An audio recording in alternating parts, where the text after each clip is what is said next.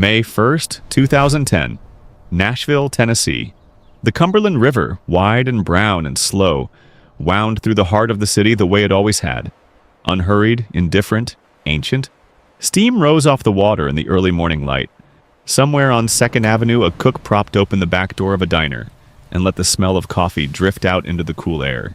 A man in a yellow raincoat walked his dog along the riverbank path. The dog tugged at the leash, restless. It had been raining for 2 days. People were mildly annoyed.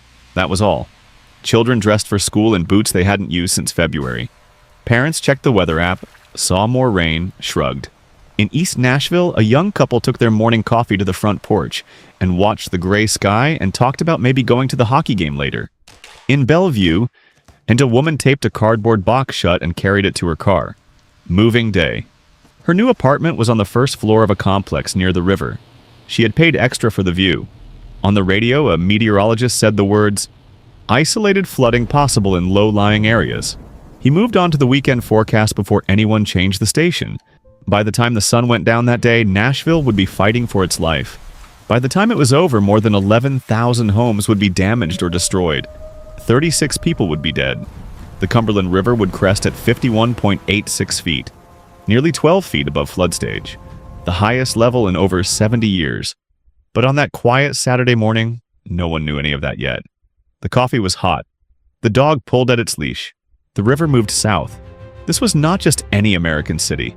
By 2010, Nashville had spent a decade reinventing itself. The country music capital of the world had quietly become something much larger, a booming metropolis of nearly 700,000 people, one of the fastest-growing cities in the American South, a place where young professionals moved from Chicago and New York and Atlanta, not because they had to, but because they wanted to. Nashville had affordable housing, a strong job market, a cultural life built around live music and restaurants, and a university system that pumped ambition into the local economy every spring. Vanderbilt University stood in the heart of the city. Tennessee State, Belmont. The music industry had expanded to include healthcare, publishing, hospitality, and technology. This was not a city in decline. It was a city ascending. The Cumberland River had always been the city's spine. From the moment the first settlers arrived in 1779, the river was the reason Nashville existed where it did. The city grew along its banks, building hospitals, stadiums, and entertainment districts that pressed right up against the water. Riverfront Park sat on the west bank, manicured and beloved. The Ryman Auditorium, the mother church of country music, stood just blocks away. Nashville had even built a full-scale replica of the Parthenon in Centennial Park. A city that builds a Parthenon believes in its own permanence. People who grew up in Nashville loved it the way you love a person, imperfectly, fiercely, without being able to fully explain why. The summers were brutal and the traffic was worsening, but the music never stopped. And on any given Tuesday night, you could walk into a bar on Lower Broadway and hear someone who would be famous in 2 years. It was, in short, the kind of place that felt invincible. That feeling was about to be destroyed. Here is the thing about floodplains. They flood. That is, in fact, the defining characteristic of a floodplain. A flat, low-lying area adjacent to a river that receives overflow when the water rises. Geologists can map them with precision. Engineers can calculate exactly how much water a given stretch of riverbank can absorb before it fails. The Federal Emergency Management Agency publishes flood maps for every county in the United States. Nashville had them. The Cumberland River Basin had been studied for decades, and yet, Nashville had spent years building aggressively into its floodplains. Housing developments, shopping centers, a major racetrack, and the crown jewel of this calculated gamble, the Opryland Hotel and Convention Center, the largest non-casino hotel in the United States, with 2,881 rooms and 600,000 square feet of indoor garden and convention space. Built inside a loop of the Cumberland River so extreme that the river practically surrounded it on 3 sides. When the water rose, there was nowhere for it to go. City infrastructure was designed around a so-called 100-year flood. Engineers had modeled that scenario and believed they were prepared. What they had not modeled was what happens when 2 500-year storm systems collide over Middle Tennessee in the span of 36 hours. Days before, the National Weather Service had issued warnings. Forecasters tracked back-to-back low-pressure systems. One official described the projected rainfall totals as historic. Gauges on the Cumberland's tributaries showed water rising faster than normal models predicted. But warnings are only useful if people act on them. Nashville had seen flood warnings before. The river had always gone back down. The confidence was institutional, historical, comfortable. "The river will crest and go back down," a city official reportedly said. "It always does." He was right about the first part. It started far away and quietly, the way the worst things always do. In late April 2010, meteorologists at the Storm Prediction Center in Norman, Oklahoma, began tracking an unusually deep, low-pressure system forming over the Gulf of Mexico. By April 29th, warm, moisture-saturated air was being pulled northward toward a stationary front stalled directly over Middle Tennessee. The atmosphere was loaded. The National Weather Service began issuing advisories. On the evening of April 30th, the rain started. Not the dramatic, pounding rain of a thunderstorm, but the steady, relentless, industrial rain of a system with no intention of stopping. Streams in the rural counties south and east of Nashville were already running high after weeks of above-average rainfall. The ground was saturated. There was nowhere for more water to go except sideways. Then the second system arrived. A second low-pressure cell pushed through on the morning of May 1st, essentially doubling the moisture and energy already deposited. In the span of roughly 36 hours, parts of Middle Tennessee received between 13 and 17 inches of rain, amounts that in a normal year would represent 2 to 3 months of precipitation combined. Humphreys County, west of Nashville, recorded 17 inches. In the town of Waverly, 2 women trapped inside a grocery store as it filled with water would drown before anyone could reach them. Emergency alerts went out, text messages, radio broadcasts, FEMA notifications. Some people saw them. Most did not understand the severity of what was being described. The numbers, 13 to 17 inches over 36 hours, did not translate into a mental image of streets becoming rivers, of shopping malls becoming lakes. The tributaries that fed the Cumberland, Harpeth River, Mill Creek, Stones River, were already at historic levels. All of that water was moving downstream, and it would reach Nashville within hours. In the morning, it was just rain. People kept their plans. The Country Music Marathon was scheduled for that day. Thousands of runners from across the country had trained for months and had traveled to Nashville to run the course. Race organizers delayed the start. They watched the sky. They made a judgment call. The race went ahead. Runners moved through streets that were wet but passable, cheered by crowds huddled under umbrellas, unaware that within hours those same streets would be under several feet of water. At the Opryland Hotel, a convention was underway. Hundreds of guests checked into their rooms. The indoor atrium gardens, famous for their waterfalls and tropical plants, and the gentle river that ran beneath a glass ceiling were full of visitors taking photographs. On Yad LP Field, now Nissan Stadium, the Tennessee Titans draft party was scheduled. Fans arrived in rain gear. Staff set up tents. In the neighborhoods of Bellevue and Antioch and Donelson, people made breakfast and watched the rain and did not leave. A few noticed that the water in the street was deeper than it should have been for rain of this intensity. Drains were backing up. A neighbor mentioned it on the porch. Someone posted on Facebook that their basement was getting wet. Small signals, easily explained away. A woman named Missy Dodd later described sitting at her kitchen table that morning, watching the water creep across her backyard. She thought, "It'll stop soon." She made another cup of coffee. She watched the water keep moving, slowly, impossibly toward her back door. It did not stop. That is the cruelest thing about disasters of this kind. They do not announce themselves with a single dramatic moment. They arrive the way regret does, gradually, then all at once. By mid-morning on May 1st, something had changed. The Cumberland River, which normally ran within its banks with the quiet authority of something that has always known its place, was no longer behaving like a river. It was behaving like something trying to escape. The water had turned a deep reddish brown, churning with sediment pulled from upstream. Debris moved past on the surface. Branches, plastic containers, a lawn chair, things that had no business being in a river. At the gauging station on the Cumberland at Nashville, the water level was rising at a rate that made experienced hydrologists stop what they were doing and look twice. Not inches per hour, feet per hour. In Bellevue, the Harpeth River jumped its banks before noon. Water poured across Newsom Station Road. Drivers who attempted to cross were swept off the road. A man in a pickup truck was pulled from his vehicle by rescue workers as water rose around him. He had driven around a barricade to get there. He said later that he had not believed it was that bad. That sentence, "I didn't think it was that bad," would be repeated by hundreds of people in Nashville over the next 48 hours. In apartment complexes along the river corridors, residents began moving things to higher shelves, just in case. In Pennington Bend, a low-lying residential neighborhood that curves inside a bend of the Cumberland, people who had lived there for 30 years had never seen water in their yards. Now they were watching it rise against their front steps. One resident grabbed his dog and his medication and drove away. He left everything else. He thought he'd be back in a day or two. He would not return for months. By Saturday afternoon, Nashville was beginning to come apart. Not all at once. The city did not simply go underwater, it fractured. Neighborhood by neighborhood, road by road, bridge by bridge, until thousands of people found themselves in places that could no longer be reached and could no longer reach anyone else. Briley Parkway, the ring road that circled much of the metropolitan area, flooded in multiple locations simultaneously.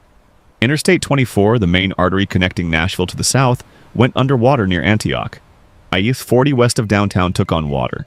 One by one, the routes out of the city's most vulnerable areas closed. Emergency dispatchers began receiving calls from people who had tried to evacuate and could not get out, who were now watching water rise around their cars on flooded roads. The 911 system strained under the volume. Cell towers, overwhelmed by simultaneous calls from panicked residents, began dropping connections. People trying to reach family members got nothing. No ring, no voicemail, silence. A woman in Bellevue called her daughter 17 times before the call went through. Her daughter was on the roof of her car, waiting for a boat. The water around her was at window level. Rescue crews deployed in boats. Flat-bottomed john boats, fishing boats, kayaks commandeered from backyards and sporting goods stores. They moved through streets that had been familiar roads hours before, now navigating by the tops of stop signs and the rooflines of single-story houses. A police officer described it as driving through a city he no longer recognized. The psychological weight of isolation, of knowing that help existed somewhere out there but could not reach you, of looking out a second-floor window at brown water covering everything you owned, would prove to be one of the flood's most lasting injuries. At some point on the afternoon of May 1st, Nashville stopped managing the flood and started surviving it. The line between those two things is thin but absolute. Managing a flood means coordinating, positioning, responding. Surviving it means you have lost control of the situation and are now simply trying to keep people alive. Houses in Bellevue began taking on water through their foundations, then through their floors. Walls cracked as hydrostatic pressure built against them from the outside. Furniture lifted off floors and began to drift. Family photographs in frames, stacked in home offices and living rooms, floated into corners. A woman described watching her refrigerator move across her kitchen floor. Slowly, absurdly, like it was trying to leave. In the Pennington Bend neighborhood, an entire street of ranch-style homes disappeared beneath the Cumberland. The water did not crash in dramatically. It crept steadily, relentlessly, until the houses were simply gone from view, replaced by a flat brown expanse broken only by rooftops and the crowns of backyard trees. The Opryland Hotel, built as if the river could never touch it, began flooding at approximately 3 p.m.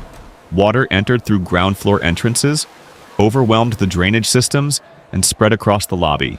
The famous indoor Delta Garden, a climate-controlled fantasy of waterfalls, walking paths, and glass-enclosed restaurants, began to fill.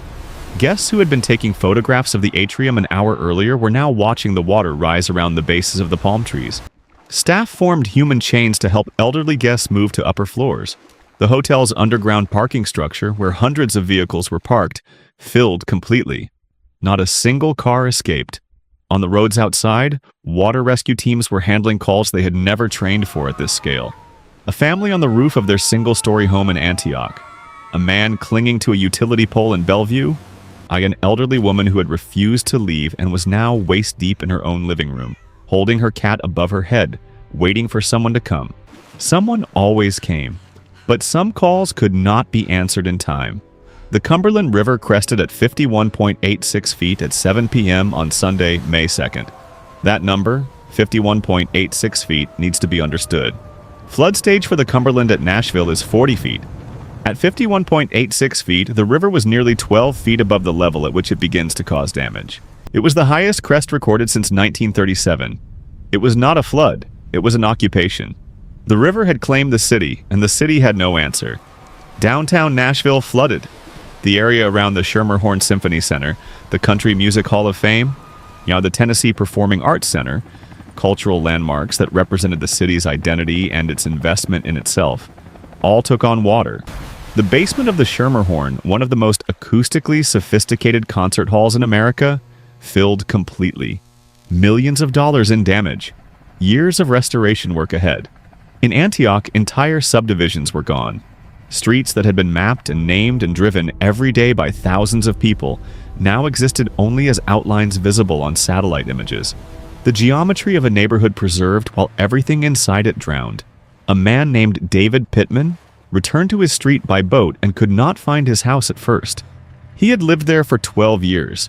He found it by locating the chimney, which was the only part still above water. At the Opryland Hotel, the water inside the Delta atrium reached 9 feet deep at its peak. The indoor waterfalls, normally a gentle theatrical effect, were overwhelmed by real water pouring in from multiple directions. The 600,000 square foot convention center took on millions of gallons. The hotel would remain closed for months. Rescue teams worked through the night of May 1st into May 2nd without stopping. In boats, in helicopters, on foot through neighborhoods where the water was shallow enough to wade but strong enough to knock a person down. The Tennessee National Guard deployed. FEMA was contacted. The governor declared a state of emergency. And still, the water kept rising. There is a particular horror in watching a disaster that you cannot stop with effort or courage or will, that simply does not care how hard you are working against it. The Cumberland River did not notice the rescue boats. It did not notice the helicopters or the soldiers or the prayers. It rose to 51.86 feet, held there for a terrible few hours, and then, only then, began slowly to go back down. 36 people did not live to see it recede. Numbers do not grieve, people do. So here is a name, Gary Samples, 60 years old. He lived in a modest house in the Bellevue area with his wife and their dog, a small terrier mix named Biscuit. Gary had worked at a manufacturing plant for most of his adult life. He was, by all accounts, a practical man. The kind of person who keeps tools organized and knows where the circuit breakers are and does not panic easily. When the water started coming in on the afternoon of May 1st, Gary moved things to the second floor. He made methodical decisions. He called his daughter to tell her he was fine, not to worry, he had it handled. He said he'd call her again in a few hours. The call did not come. Rescue workers reached Gary's house on Sunday morning. The first floor was completely submerged. They found him on the second floor, alive, sitting in a dry patch of carpet with Biscuit on his lap. He had been there for 18 hours.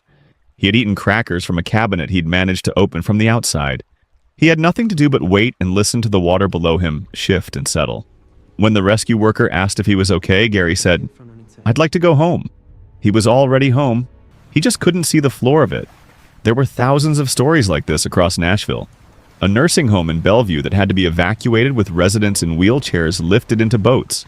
And a high school student who used a canoe to rescue 4 elderly neighbors from a street that had been dry that morning. A pregnant woman airlifted from her roof by a National Guard helicopter and taken to Vanderbilt Medical Center, where she delivered her baby safely 2 days later. For every person who did not survive, the 36 names that history records, there were hundreds who came close, who made one right decision in the dark, or were found by one person who had a boat and didn't hesitate. That is what survival looks like. Not heroic, just barely enough. By Monday morning, May 3rd, the rain had stopped. The sky over Nashville was pale and empty, the kind of blue that feels like an apology. Birds were singing somewhere in the distance, and in almost offensive normalcy. The Cumberland was still high, still brown, and still moving fast through a city it had brutalized. But the crest had passed. The water was retreating. What it left behind was not a city. It was the outline of one. Mud, thick, gray-brown, foul-smelling, coated everything the water had touched. Streets, lawns, the ground floors of thousands of homes. The mud contained everything the river had picked up on its way through. Sewage, motor oil, agricultural runoff, rotting organic material, chemicals from flooded industrial sites. It was not simply dirty, it was toxic. Rescue teams transitioning to recovery teams moved through neighborhoods that looked like they had been turned upside down and shaken. Furniture piled on curbs, insulation hanging from window frames. Water lines, the dark stains left at the maximum height of the flood, marked the sides of buildings like tree rings. And in some homes, the water lines were above the door frames. In some, they were above the second-floor windows. The people who returned to their homes did so quietly. There was very little crying. Survivors often described a strange numbness, a sense of walking through a dream where everything was familiar and wrong at the same time. A woman named Karen described picking up a photograph from the mud in front of her house. It was a family portrait, years old, the kind that used to hang above a fireplace. The glass was shattered. The frame was bent. The faces of her family, smiling at a camera years ago, were barely visible under the film of silt. She cleaned it off with her sleeve and put it in her pocket. The cameras left after the rescue phase ended. The national news cycle had given Nashville approximately 72 hours of coverage before moving on to other stories. The flood, having failed to produce the dramatic villain narrative that drives sustained media attention, no government failure as spectacular as Katrina, no single photogenic moment of collapse, was quietly deprioritized. But the people who lived it were not finished living it. The mud in flooded homes was not just ugly, it was a biological hazard. Moisture trapped inside walls created conditions for rapid mold growth. Within 24 to 48 hours of the water receding, black mold was already colonizing the interiors of thousands of houses. Homeowners who thought they could simply clean and restore their properties discovered that the damage went far deeper than the surface. Drywall, insulation, flooring. Everything water had touched had to come out. The smell was extraordinary and inescapable. A combination of mold, sewage, river silt, and something organic and faintly sweet that no one had a good word for. Public health officials warned against consuming tap water in affected areas. Tetanus vaccination was recommended for anyone working in the cleanup. Mosquito populations exploded in standing water left in yards and drainage ditches. The emotional damage was quieter but equally severe. In the months following the flood, mental health workers reported a significant increase in depression, anxiety, and PTSD among flood survivors. The loss of a home is not simply the loss of property, it is the loss of the container in which a life was organized. Photographs, letters, children's drawings, the objects that make a house a home. For many survivors, these were simply gone, replaced by mud. Several people described the experience of cleaning their flooded homes as a second drowning. Slower. Performed awake in full daylight, in the ruins of everything familiar. The numbers were staggering and, in a way, inadequate. By the time the federal government completed its initial damage assessment, the Nashville flood had caused approximately $2 billion in damage, one of the costliest non-hurricane natural disasters in American history to that point. More than 11,000 homes had been damaged or destroyed. 1,400 businesses were affected. 250 miles of state roadway required repair. The cleanup and restoration of the Opryland Hotel alone would take 8 months and cost tens of millions of dollars. And FEMA designated Tennessee a federal disaster area. Aid began flowing in, but slowly, bureaucratically, in the way that federal assistance always does, which is not designed around human urgency. Thousands of displaced residents spent weeks or months in temporary housing, in hotels paid for by disaster assistance funds, in the homes of family and friends and strangers. The cleanup of Nashville was, in large part, performed by Nashville itself. In the days immediately following the flood, before the national aid apparatus could organize itself, neighbors helped neighbors. Church congregations showed up with shovels. Students from Vanderbilt and Bellevue and Tennessee State deployed into flooded neighborhoods to muck out houses, haul furniture, tear out drywall. Restaurants cooked free meals for rescue workers and displaced families. A culture of mutual aid emerged organically, without coordination, driven by the simple recognition that the need was enormous, and the community was the closest thing to a response. The flood also forced Nashville to confront the decisions it had made about its floodplains. New flood maps were drawn. Development regulations were tightened in high-risk zones. The Army Corps of Engineers accelerated studies on Cumberland River management. The Opryland Hotel, rebuilt and reopened, installed flood barriers. The city began investing in drainage infrastructure that should have been built decades earlier. Rivers do not forget. That is the oldest lesson in the history of human settlement, and it is the one we most persistently refuse to learn. Every civilization that has ever built along a river has, at some point, watched that river reclaim what it considered its own. The Tigris and the Euphrates, the Yellow River, the Mississippi, the Cumberland. The geometry is always the same. Humans build in the floodplain because it is flat and fertile and convenient, and because floods are rare enough that they become, over time, theoretical. Something that happened to other people, in other eras, in worse prepared places. Nashville in 2010 was a modern American city with meteorological satellites, emergency management systems, and the most sophisticated hydrological modeling technology in human history.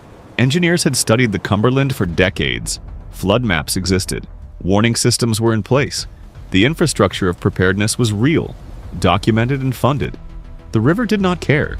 In the space of 36 hours, all of that preparedness proved to be a set of answers to the wrong question. The systems were designed for a flood Nashville had already survived. They were not designed for what actually came.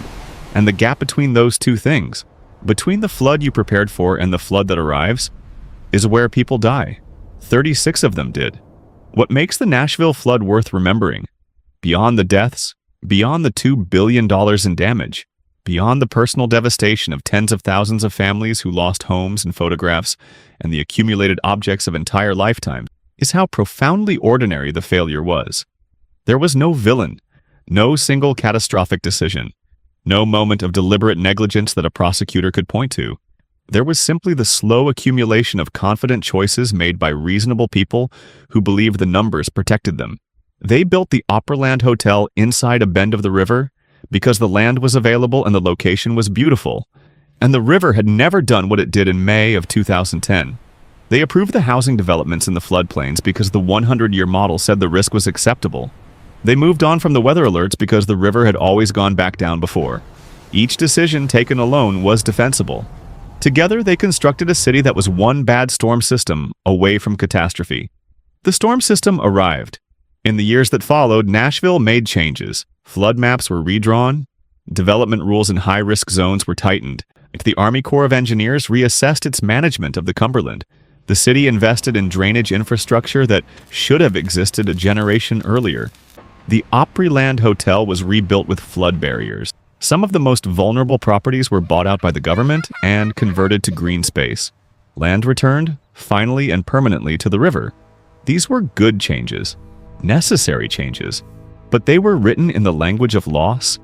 Every regulation a eulogy, every barrier a monument to what was not there before. The Cumberland River is still there.